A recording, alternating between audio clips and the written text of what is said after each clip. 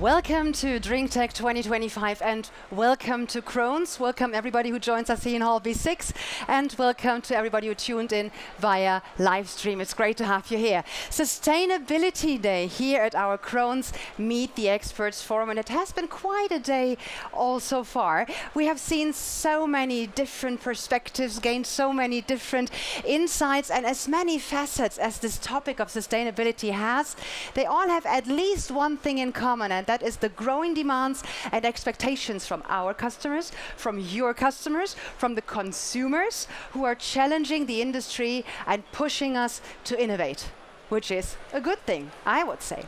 So one of these innovations is now brought to you by my next expert here on stage, and he promised me a novelty that we will very soon see and most likely buy in shops around the globe.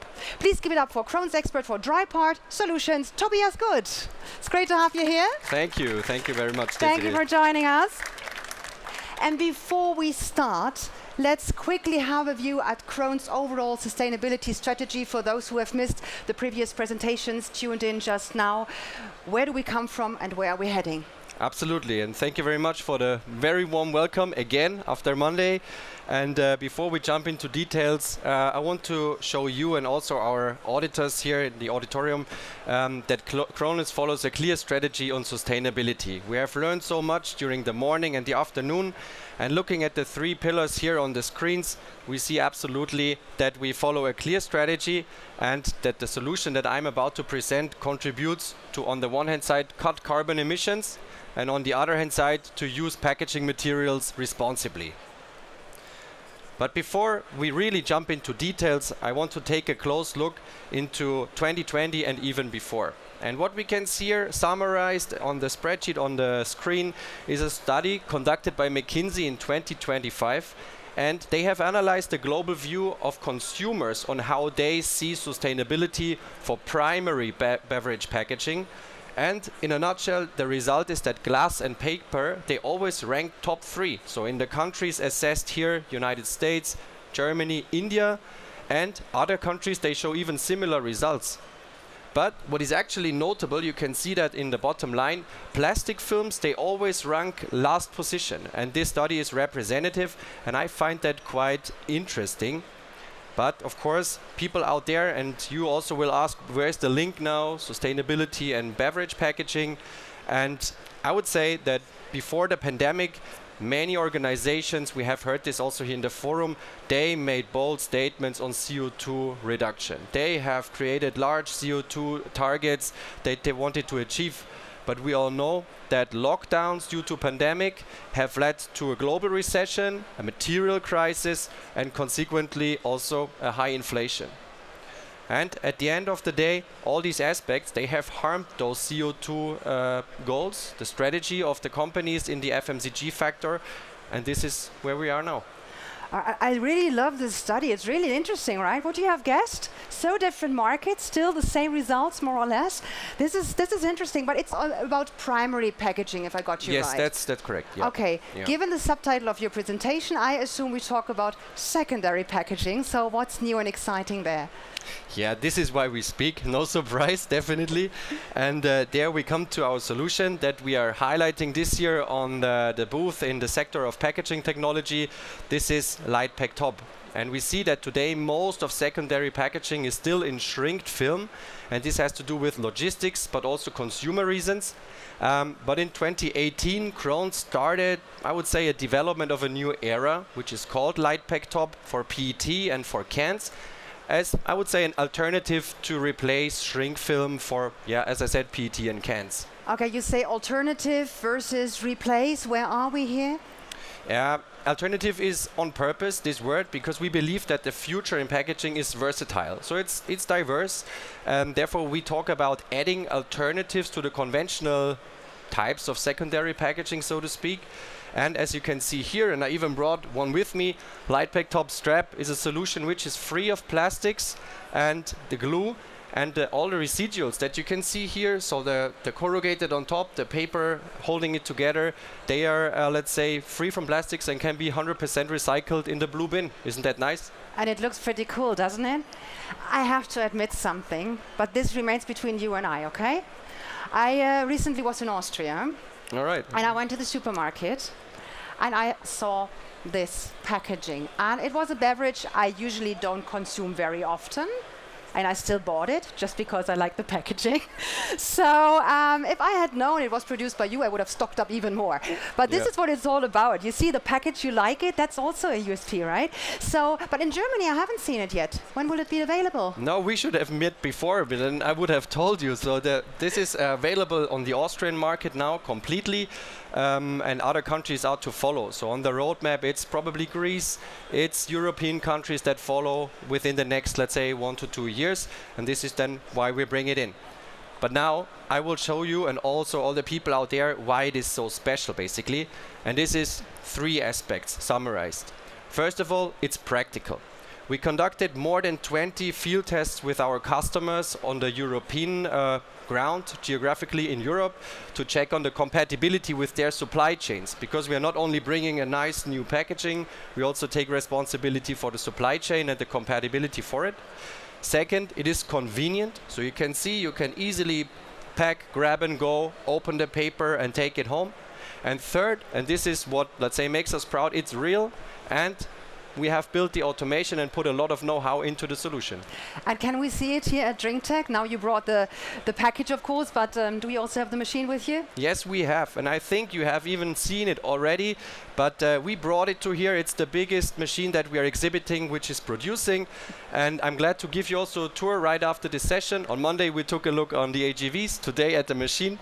So we do this later, but we know that there are many people watching our live stream, and therefore, again, I have prepared a little trailer, and I think we should have a look at it. What do you think? Definitely should, right? Okay, let's go for it. All right, let's go.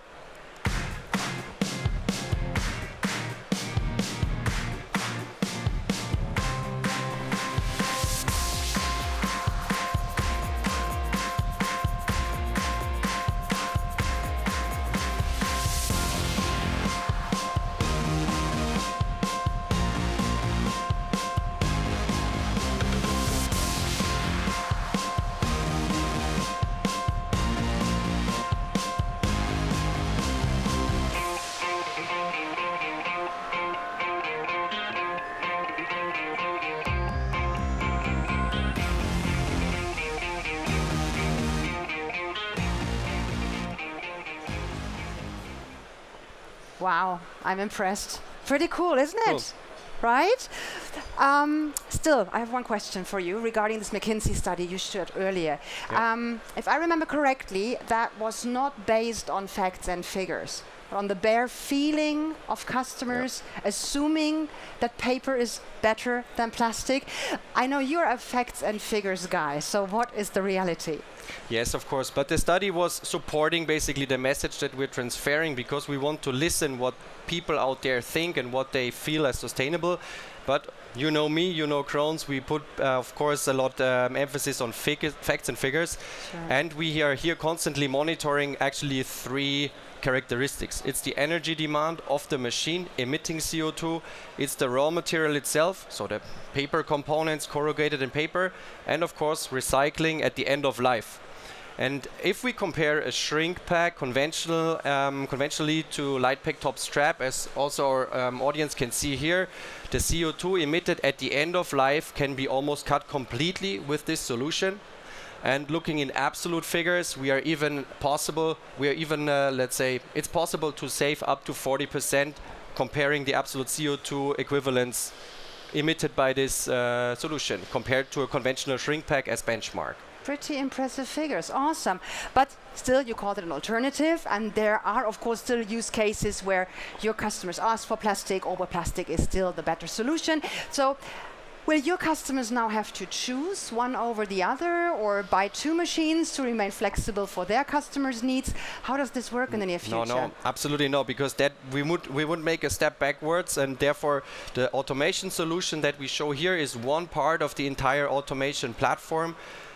And we can see this also again, that for the flexibility needs of our customers, we have designed the machine, which is the Krones VarioPack, in 2 areas. You can see that here In the dark blue zone, these are the innovative solutions so for cans and PET, mostly paper-based. So we also pay contribution to that McKinsey study, sustainability and paper. But what is more important is the second zone, so in light blue, the classical solutions like shrink film, trays or boxes, they are still possible within the same machine. And is it easy to switch from one to the other, like at a touch of a button, the magic button? I mean, I think now you got it. It's flexibility, and this is what it's all about. Our customers can mix the modules. If they want to have shrink film, they run the later position of the machine. If they want to have both paper and shrink, they can combine those modules from day to day, from shift to shift. Absolutely. Like when you have, for example, a multi-pack and then you want to join them in one tray or whatever, you can either run one or the other or both together. Correct. That's the core message that we're sending, one machine that fits it all in the future, and we show it in here, and this is where we would like to also catch some feedback from our customers and all the people interested. Feedback is my cue, because that is what I love so much about Krones, that you really seem to have your ear to the ground.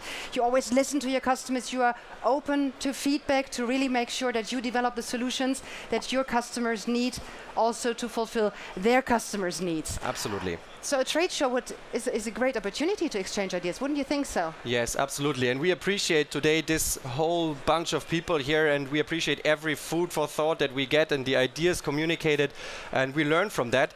And therefore, I'm looking forward to meet you, all the people over there at the machine or here in the Ingenic zone, and the entire team will listen to you, and that's what it's all about. Let's have a chat. That's what it's all about, exactly. So take this unique opportunity, all of you who are here in Munich already. For everybody watching via online stream, just come to Munich tomorrow or Friday, or check out the Krones website, of course.